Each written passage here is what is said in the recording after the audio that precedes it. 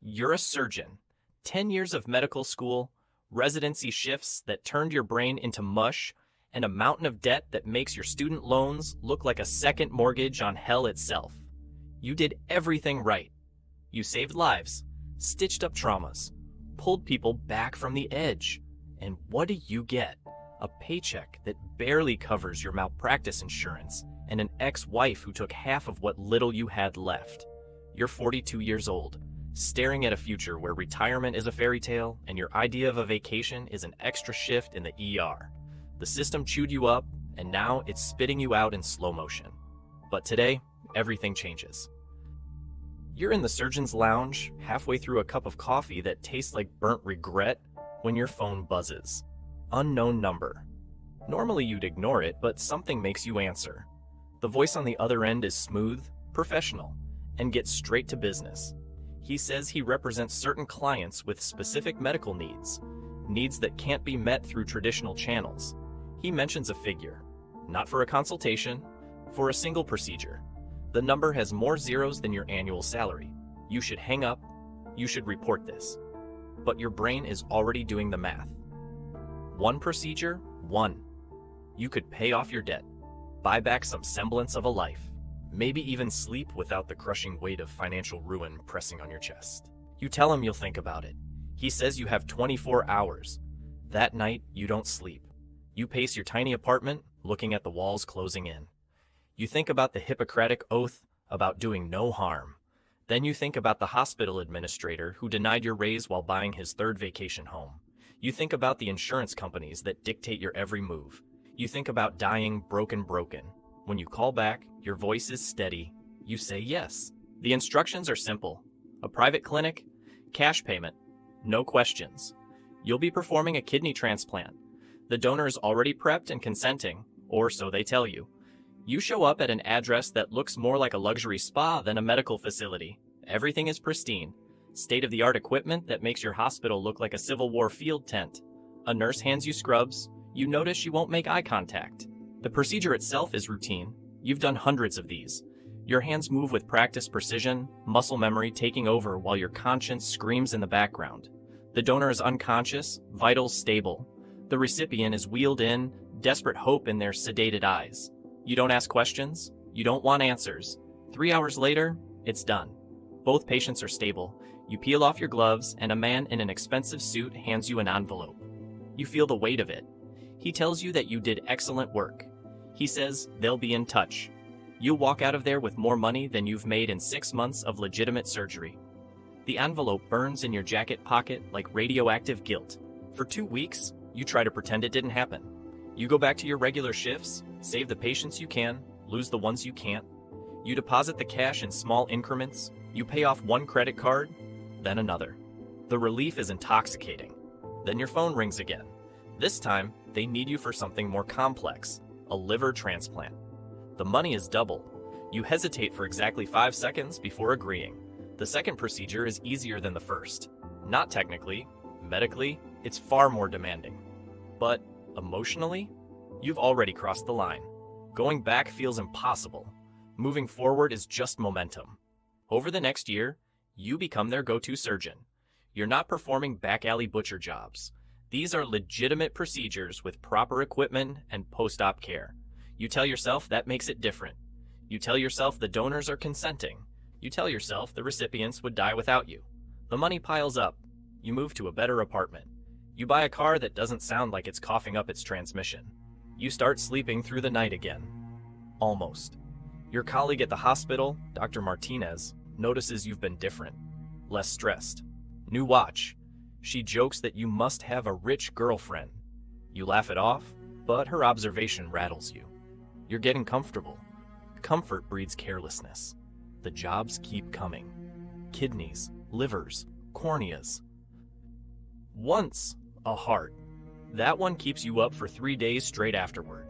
You prescribed yourself sleeping pills just to function. You're saving lives, you tell yourself. The recipients are real people with families. Without you, they die on waiting lists while bureaucracy shuffles papers, but then they ask you to do something different. The man on the phone explains that they have a donor. Young, healthy, multiple organs viable. The recipient list is already arranged. It's a complete harvest. You've done this before on brain-dead patients in hospitals. This should be no different. Except when you ask about the donor's condition, there's a pause. The voice tells you the donor is a perfect match. Consenting. Compensated. Everything is legal where they are. You don't ask which country that is. You show up at the facility. The donor is prepped, sedated. You review the charts, 23 years old, perfect health. And suddenly, something feels wrong. You've ignored red flags before, but this one is flashing like a nuclear warning. You ask the coordinator to see the consent forms. She hesitates, tells you everything is handled. You insist. She makes a call. 10 minutes later, a different man appears. Not medical staff. His suit is too nice, his smile too cold. He suggests you focus on the procedure. He reminds you how much you're being paid. He mentions, casually, that they know where you live, where you work. He shows you a photo on his phone. It's you entering your apartment building yesterday. The message is clear. You back away from the man, but there's nowhere to go. The room suddenly feels smaller, the walls closing in. Your hands are shaking, not from fear of the procedure, but from the realization that you've been an idiot. You thought you were a freelance surgeon making ethical compromises. You were never freelance. You were being recruited, tested, and now you're owned. The man's smile doesn't waver. He tells you the donor is waiting. The recipients are waiting. Everything is ready. You have a choice, he says, but his tone makes it clear you don't. You can walk out right now, go home, sleep in your comfortable bed, and tomorrow, maybe someone visits your hospital. Maybe they're not so friendly. Maybe your career ends with questions about where that sudden cash came from. Or you can go into that operating room, do what you're exceptional at, and everyone walks away happy. Well, almost everyone. Your medical training screams at you to refuse. The Hippocratic Oath echoes in your skull like a ghost, but your survival instinct is louder. You think about your apartment, your car, your life that finally doesn't feel like it's suffocating you. You think about what happens if you say no. Not just to you, but to your family, your reputation, everything you've built. You nod. The man pats your shoulder like you're a good dog and leaves. You scrub in. The donor's on the table, unconscious, draped and prepped. You don't look at the face. You can't. If you see a person, you'll break. So you do what you've been trained to do. You compartmentalize. This isn't a human. It's anatomy, organs, tissue, a problem to solve with a scalpel. The procedure takes 6 hours. Your hands move with mechanical precision, dissecting, clamping, harvesting. Kidney, liver, heart, lungs, corneas. Everything viable gets packed in transport coolers with the same care you'd use in a legitimate hospital. Your team, because yes, they've given you a team now, works in silent efficiency. Nobody makes eye contact. Nobody asks questions. When it's done, you peel off your gloves and walk out without looking back. They pay you enough to buy a house. Cash, you don't deposit it. You bury it in a storage unit like a serial killer hiding evidence. Because that's what you are now, isn't it? You didn't kill anyone directly. You didn't pull a trigger or swing a blade. But you disassembled a human being like a car in a chop shop. The distinction feels meaningless. For 3 months, you're a ghost. You go through the motions at the hospital, but you're hollow. Your colleagues notice. Dr. Martinez corners you in the break room and asks if you're okay. You lie and say you're fine, just tired. She doesn't believe you, but she doesn't push. You're grateful for that. Then your phone rings again. You stare at the unknown number for 10 seconds before answering. The voice is familiar now. They need you for another harvest. You say no. The word comes out stronger than you expected. There's a long pause. The voice asks if you're sure. You say yes, you're done. You hang up. 2 days later, you're leaving the hospital after a double shift. It's 3 a.m. The parking garage is empty except for your car and a black van. You know what's coming before the doors open. 3 men step out. They don't say anything. They don't need to. You run. You make it maybe 20 feet before they tackle you. No guns, no knives. Just fists and boots. They work you over methodically, professionally. Ribs, gut, face. They're careful not to damage your hands.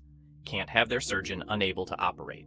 When you're a broken mess on the concrete, one of them leans down and whispers that this is a warning. Next time, it's not you they visit. You spend 4 days in your own hospital with 3 cracked ribs, a concussion, and a shattered cheekbone. You tell everyone you got mugged. Dr. Martinez sits by your bed and calls bullshit. She's known you for 6 years. She knows when you're lying. She asks what you've gotten yourself into. You want to tell her. God, you want to tell someone. But the words stick in your throat like broken glass. When you're discharged, there's an envelope in your apartment. No note, just photos, your parents' house, your sister's college campus, Dr. Martinez leaving her apartment. The message is nuclear clear. You don't just belong to them. Everyone you care about is collateral. You call the number back. You tell them you're in. Whatever they need, whenever they need it. The voice sounds pleased. Welcome back, doctor. For the next 2 years, you become their ghost surgeon. You lose count of the procedures. 20? 30? The faces blur together. You stop trying to justify it. You stop pretending there's a moral framework. You're a monster wearing scrubs, and the only thing keeping you going is the hope that maybe, someday, you'll find a way out that doesn't end with everyone you love dead. Then one night, you get a call that's different. The voice tells you to be at the warehouse in 1 hour. That's it. No details, no target profile, just the address and the clock ticking. You arrive expecting another routine nightmare. Instead, you find something that stops you cold. Strapped to the table isn't some criminal or debtor. It's a kid, maybe 16, unconscious, healthy. The man in the suit is waiting with that same dead-eyed smile. He explains like he's ordering coffee. Rich client needs a heart transplant. Compatible donor fell through. This boy was grabbed off the street 3 hours ago. Perfect match. Your hands start shaking. You've done terrible things, carved up people who probably deserved it, or at least knew the game they were playing. But this is different. This is just some kid who was walking home. You say no. The word surprises you as much as it surprises him. He tilts his head like you just spoke a foreign language. He reminds you about the photos, your parents, your sister. Dr. Martinez, you know what happens if you refuse. But something breaks inside you. Maybe it's been breaking for 2 years and you just now noticed. You look at the kid's face and realize you can't do this. Not this. There's a line and you just found it. You tell him to go to hell. The beating is worse this time. They shatter your left hand with a pipe. 4 fingers broken. Your operating hand. The irony is almost funny. When you wake up in the hospital, Dr. Martinez is there. She's not asking questions anymore. She's demanding answers. Your hand is in a cast. Your career is over, and she wants to know why. So you tell her everything. The harvesting, the threats, the kid on the table. You expect horror or disgust. Instead, she goes quiet for a long time. Then she makes a phone call. 72 hours later, you're in a federal building downtown. Dr. Martinez has a cousin in the FBI. Turns out she's been suspicious for months, collecting her own evidence. The agents are interested, very interested. They offer you a deal. Full immunity in exchange for testimony and cooperation. They want the whole network. Names, locations, financial records. You'd be their star witness. But here's the catch. The trial is 8 months away. Until then, you have to go back. You have to keep operating. You have to pretend nothing changed while wearing a wire and gathering evidence. 8 months of being a monster while secretly playing hero. The alternative is 20 years in federal prison for your role in multiple homicides. You take the deal because you're a coward, because you always take the deal that keeps you breathing. They fit you with a microscopic recording device and send you back into hell. The next 6 months are psychological warfare. Every procedure is documented, every conversation recorded. You smile at the same men who threaten your family. You steady your broken, half-healed hand and cut into people while federal agents listen to every word through your wire. You're building a case that will dismantle the entire operation, but the paranoia is eating you alive. You're certain they know, certain someone noticed the tiny camera, certain every day is your last. Then finally, raid day comes. You're mid-procedure when the doors explode inward. FBI, DEA, local police. The warehouse floods with agents. The man in the suit tries to run and gets tackled by 4 agents at once. The other surgeons are zip-tied. You stand there, hands up, covered in blood, waiting. An agent approaches and quietly removes your wire. She tells you it's over. You did it. The relief lasts about 5 seconds before reality hits. You're not a hero. You're a criminal who cut a deal. The trial is a media circus. Your testimony puts 17 people away for life. The harvesting network is destroyed. You're painted as the brave whistleblower who brought down a criminal empire. But at night, you still see their faces. Every person you carved up. Every organ you stole. The kid you refused to kill is alive somewhere. Probably doesn't even know how close he came. That's supposed to make you feel better. It doesn't. Witness protection offers you a new life, new name, new city, new identity. Your medical license is permanently revoked, obviously. You'll never practice medicine again. They set you up with a job as a medical equipment salesman. Irony so thick you could choke on it. Your parents are relocated with you. Your sister gets a new identity at a different school. Dr. Martinez stays behind, her life unchanged except for one less colleague to trust. You think about calling her sometimes. You never do. 5 years later, you're living in a small town in Montana. You sell hospital supplies and go to therapy twice a week. The nightmares are less frequent now. You've almost convinced yourself you're a normal person. But then, you'll see an ambulance or smell antiseptic, and you're back in that warehouse, hands steady, carving into someone while they scream through sedation. You saved yourself by destroying others, then saved others by destroying yourself. There's no redemption arc here. No moment where it all makes sense. Just a former surgeon living under a fake name, selling bedpans, trying to forget the feeling of a scalpel in his hand. Some nights you wonder if you should have just let them kill you in that parking garage. Would have been simpler, would have been cleaner, but you're still breathing, still here, still carrying it all. That's the real punishment. Not prison, not death. Just living with what you became when survival was the only thing that mattered. You don't get to walk away clean from choices like these. There's no third act redemption, no moment where the music swells and you're forgiven. You traded pieces of your soul for survival, then traded survival for something that looks like freedom but feels like a different kind of cage. The debt doesn't disappear just because you switched sides. Every life you saved by testifying gets weighed against every body you dismembered for profit. The math never works out in your favor. Sometimes you'll meet someone new in Montana, and they'll ask what you did before sales. You've got your cover story memorized, but for a split second, you consider telling the truth. You never do. Because the truth is, you're not the whistleblower hero from the news coverage. You're just a coward who found his limit, and it happened to align with the FBI's interests. That's not bravery. That's just running out of places to hide. The real horror isn't what they made you do. It's how easy it was to start. One phone call, one envelope, one rationalization. That's all it takes to become someone you'd never recognize. And the scariest part? You'd probably do it all again if you were back in that surgeon's lounge, drowning in debt, staring at that same phone screen. Because when survival is on the line, principles become negotiable. That's not a confession. It's just the truth nobody wants to admit until they're the ones making the choice.